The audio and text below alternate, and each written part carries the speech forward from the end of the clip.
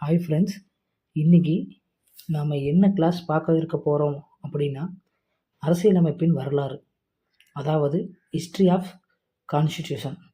அரசியலமைப்பு அப்படின்னா என்ன? ஒரு நாடு குடியரசு எனும் அந்தஸ்து பெற வேண்டும் அப்படின்னா அரசியலமைப்பு அப்படின்னு ஒன்று இருக்கணும். நம்ம நாட்டுக்கு அரசியலமைப்பு அப்படின்னு ஒன்று இருக்கணும். அப்படிங்கிற பட்சத்தில் மட்டும்தான் நமது நாடு குடியரசு அப்படிங்கிற ஒரு அந்தஸ்து பெறும்.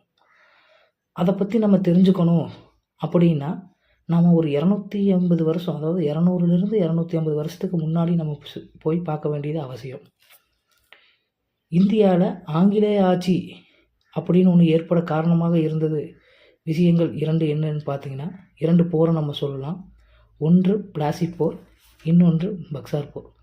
இப்போ நம்ம பிளாசி போர் அப்படிங்கிறது இந்திய வரலாற்றில் பார்த்திங்கன்னா மிக முக்கியமான போராக இந்த பிளாசி போர் அறியப்படுது.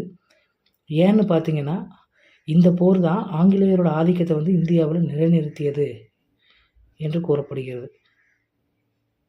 ஏன் அப்படின்னு பார்த்தீங்கன்னா, இந்தியாவில் வணிகத்திற்காக வந்தவங்க தான் ஆங்கிலேயர்கள். முந்தைய காலத்தில் வணிகத்திற்காக இந்தியாவிற்கு இந்தியாவில் இருக்கக்கூடிய நறுமணப் பொருட்கள், விவசாய பொருட்களை வணிகம் செய்வதற்காக மட்டுமே வந்தவர்கள் தான் இந்த ஆங்கிலேயர்கள். வந்தவங்க இந்தியாவை நிர்வாகம் செய்யும் அளவிற்கு செல்ல காரணமாக இருந்தது இந்த பிளாசி போர் தான். இந்த போர் பார்த்திங்கன்னா 1757 ஜூன் 23 அன்று நடைபெற்றது அப்படிங்கிறாங்க. பிளாசி அப்படின்னா என்ன அப்படின்னு பார்த்தீங்கன்னா, பிளாசி அப்படிங்கிறது மேற்கு வங்காளத்தில் உள்ள ஒரு பகுதி, அதாவது ஒரு இடம். அந்த இடத்துல இது நடைபெற்றதுனால தான் இது பேர் பிளாசி போர் அப்படின்னு சொல்கிறாங்க. இந்த போர் ஏற்படுவதற்கான காரணங்கள் அப்படின்னு பார்த்தீங்கன்னா, வங்காளத்தில் பார்த்தீங்கன்னா ஆங்கிலேயரோட மிக முக்கியமான வணிக மையமாக காசிம் பஜார் அப்படிங்கிற ஒன்று இருந்துச்சு. அதை அப்போதைய வங்காள நவாப்பாக இருந்த சிராஜ் உத்தவலா அந்த ஆங்கிலேயரோட முக்கியமான வணிக மையமான காசிம் பஜார் கைப்பற்றியிருப்பார். அது மட்டும் இல்லாமல் வில்லியம் கோட்டை, வங்காளத்தில் ஆங்கிலேயர்கள் கட்டப்பட்டது இந்த வில்லியம் கோட்டை. இந்த வில்லியம் கோட்டையும் 1756 ஜூன் 22 அன்னைக்கு கைப்பற்றியிருப்பார். இந்த ஆங்கிலேயரோட இந்த கோட்டையை கைப்பற்றும் போது எதிர்ப்பு தெரிவித்த அந்த ஒரு 146 வீரர்கள் எதிர்ப்பு தெரிவிச்சிருப்பாங்க. அவங்களை எல்லாத்தையும் சிறைபிடிச்சு காற்றே போகாத ஒரு சிறிய அறையில் அடைச்சி வச்சுருப்பார் சிராஜ் உத்தவலா. அடைச்சி வச்சுட்டு நைட்டு ஃபுல்லாக விட்டுட்டு காலையில் திறந்து பார்க்கும்போது, அந்த அறையை திறந்து பார்க்கும்போது அடுத்த நாள் காலையில் அந்த 146 பேரில் 123 பேர் இறந்து கிடத்திருப்பாங்க. இந்த சம்பவத்தை தான் வரலாற்றில் இருட்டறை துயர சம்பவம் அப்படின்னு சொல்கிறாங்க. இந்த இருட்டறை துயர சம்பவங்கிறது கரெக்டாக எக்ஸாக்டாக எந்த நாளில் நடைபெற்றது அப்படின்னு பார்த்தீங்கன்னா 1756 ஜூன் 20 இது நடைபெற்றிருக்குது. இந்த இருட்டறை துயர சம்பவத்தை பற்றி கேள்விப்பட்டு அன்னைக்கு சென்னையிலிருந்து ஆற்காட்டு நவாப் வீரர் என்று அறியப்படுகிற ராபர்ட் கிளைவ் அவர்களுக்கு இந்த விஷயம் தெரிய வருது. இது தெரிய வந்ததுக்கப்புறம் இந்த விஷயம் பார்த்திங்கன்னா ஆங்கிலேயர் மிகவும் பெரிய கோபத்துக்குள்ளாக்குது. அதுக்கப்புறம் இதே மாதிரி சம்பவம் திரும்பி நடக்கக்கூடாது அப்படிங்கிறதுக்காக ஆங்கிலேயர்களுக்கும் சிராஜ் உத்தவலாவுக்கும் இடையில் ஒரு உடன்படிக்கை போடப்படுது. அந்த உடன்படிக்கை பார்த்திங்கன்னா அலிநகர் உடன்படிக்கை அப்படின்னு சொல்கிறாங்க. இந்த அலிநகர் உடன்படிக்கை பார்த்திங்கன்னா எந்த வருடம் போடப்பட்டதுன்னா 1757 பிப்ரவரி 9 அன்னைக்கு போடப்பட்டிருக்குது. இது யாருக்கு இடையில் போடப்பட்டதுன்னா சிராஜ் உத்தவலாவுக்கும் ராபர்ட் கிளைவுக்கு இடையில் போடப்பட்டது. என்னதான் இந்த உடன்படிக்கை போட்டாலும் ஆங்கிலேயர்கள் அந்த உடன்படிக்கை கொஞ்சம் கூட மதிக்காமல் அப்போ வங்காளத்தில் பிரெஞ்சு கட்டுப்பாட்டில் இருக்கக்கூடிய சந்திரநாகூர் அப்படிங்கிற இடத்த ஆங்கிலேயர்கள் கைப்பற்றிடுவாங்க. இந்த உடன்படிக்கை மதிக்காமையே இந்த செயலில் அவங்க ஈடுபட்டுருவாங்க. இதனால் என்ன பண்ணுவாங்கன்னா சிராஜ் உத்தவலாவும், ஏன்னா சிராஜ் உத்தவலாவுக்கும் ராபர்ட் கிளைவுக்கும் ஆல்ரெடி உடன்படிக்கை போடப்பட்டிருக்குது. அந்த உடன்படிக்கைப்படி அவங்க யாரையும் டிஸ்டர்ப் பண்ணக்கூடாது. ஆனால் இவங்க டிஸ்டர்ப் பண்ணதுனால சிராஜ் உத்தவலாவும் அந்த பிரெஞ்சு கட்டுப்பாட்டில் இருந்துச்சுல்ல அந்த இடத்துக்கு அந்த பிரெஞ்சுக்காரங்களும் 2 பேரும் இணைஞ்சு ஒரு போரில் ஈடுபடுறாங்க. அந்த போர் பிளாசி அப்படிங்கிற இடத்துல செய்கிறாங்க. அதனால தான் இது பிளாசி போர் அப்படின்னு அறியப்படுகிறது. ஆனால் இந்த போரில் பார்த்திங்கன்னா ஆங்கிலேயர்கள் தான் வெற்றி பெற்றிருப்பாங்க. எப்படி வெற்றி பெற்றாங்க, அதுக்கான காரணம் என்ன அப்படின்னு நம்ம பார்க்கும்போது, சிராஜ் உத்தவலாவோட படையில் 2 முக்கிய படைத்தளபதிகள் இருந்திருப்பாங்க. ஒருத்தர் மீர் ஜாஃபர், இன்னொரு வந்து துர்லாபாய் அப்படிங்கிறவங்க. இவங்க 2 பேருமே வந்து பார்த்தீங்கன்னா ஆங்கிலேயர்கிட்ட விலை போயிருப்பாங்க.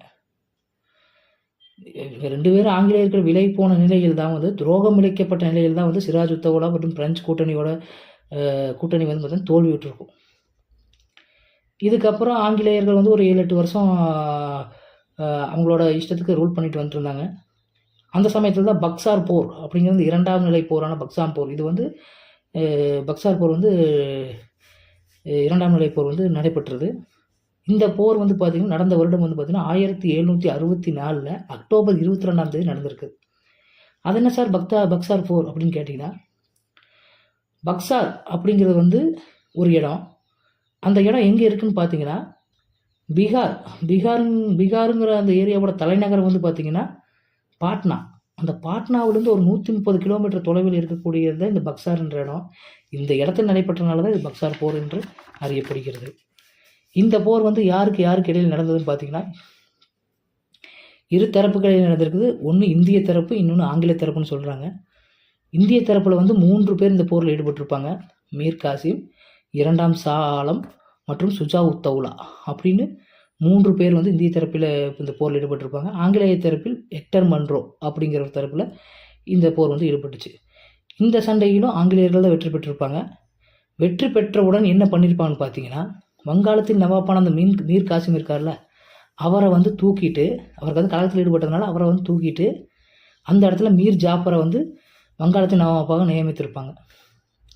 சில நாட்கள் வந்து மீர் ஜாஃபர் தான் அந்த இடத்துல வந்து ஆட்சி செஞ்சுருந்துருப்பார். அவர் ஒரு கட்டத்தில் அவர் வந்து இறந்துருவார். இறந்ததுக்கப்புறம் அவரோட மகன் இருக்கார்ல, நிஜாம் உத்தவுலா அப்படிங்கிறவர் வந்து அந்த வங்காளத்தோட நவாப் பதவியை ஏற்றிருப்பார். இப்படி போயிட்டு இருந்த சுமூகமாக போன நிலையிலும் சின்ன சின்ன சண்டைகள் வந்து அவங்களுக்குள்ள நடந்துகிட்டே இருந்தது. இது மாதிரி சண்டைகள் திரும்பி வரக்கூடாது அப்படிங்கிறக்கோசரம் மறுபடி இன்னொரு உடன்படிக்கை போடப்படுது. அதுதான் அலகாபாத் உடன்படிக்கைன்னு சொல்லி ஒரு உடன்படிக்கை போடுறாங்க.